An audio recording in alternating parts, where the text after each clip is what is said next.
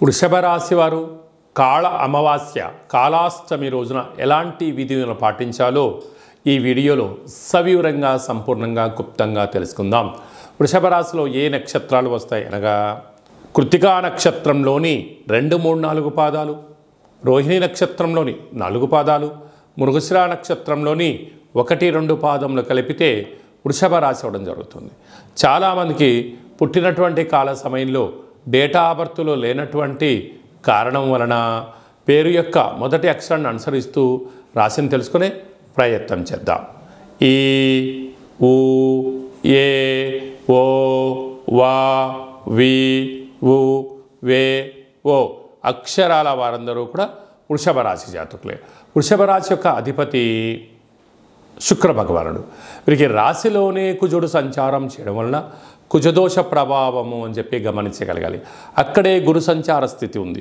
గురువు శత్రుస్థానంలో సంచారం చేయడం వలన ఈ ఆదివారం అమావాస్య, ఈ కాళ అమావాస్య, ఈ యొక్క అష్టమి తిథి యందున తప్పక వీళ్ళు కాళభైరవ నామ స్మరణ, తెల్ల జిల్లెడు వృక్షం దగ్గర దీపము, తెల్ల జిల్లెడు యొక్క వృక్షం యొక్క వేరును తీసుకొని వచ్చి సింధూరాన్ని పూసి ఒక గణపతి హోమాన్ని చేసుకొని ఇంట్లో పెట్టుకోగలిగినట్లయితే మీకు రాబోయేటువంటి 7 తరాల వారికి ఆనంద సిద్ధి, ఐశ్వర్య సిద్ధి, అమృత సిద్ధి, కనక వర్ష సిద్ధి అనేటువంటి అనేక రకాల శక్తులు మీకు సిద్ధింపచేసి విద్యార్థులకు ఉన్నతమైన ప్రపంచం, ఉద్యోగస్తులకు తిరుగులేని ఉద్యోగాలు, వ్యాపారస్తులకు తిరుగులేని రాజ్యాధికారాలు, అలాగా వారు ఏదైతే అనుకుంటారో అన్నిటినూ కూడా ఆ శ్వేతార్క వరసిద్ధి మహాగణేశ వారు సిద్ధింపచేయడం, కాళభైరవ స్వామి యొక్క స్మరణ, కాళభైరవ స్వామి యొక్క ధ్యానము మీకు యోగాన్ని,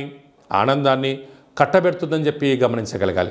అలాగనే వీరికి తృతీయంలో రవి, అర్ధాష్టమ బుధుడు, అర్ధాష్టమ శుక్రుడు కారణం వలన ఈ మాసంలో అంతను కూడా అష్టమి తిథి ఎందున, అమావాస్య తిథి ఎందున దూర వాయు జల ప్రయాణాలు పెట్టుకోవద్దు.